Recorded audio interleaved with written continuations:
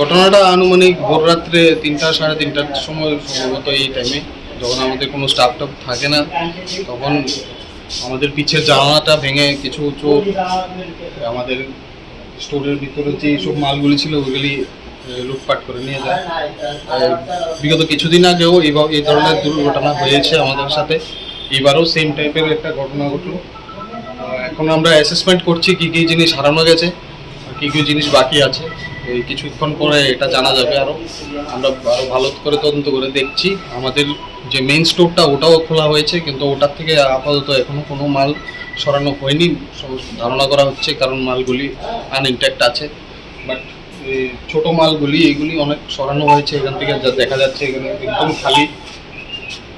এখনও আমরা অ্যাসেসমেন্ট করছি, আপাতত ধরা হচ্ছে যে 30 থেকে 40 হাজার টাকার মতো মাল সরানো হয়েছে এখান থেকে।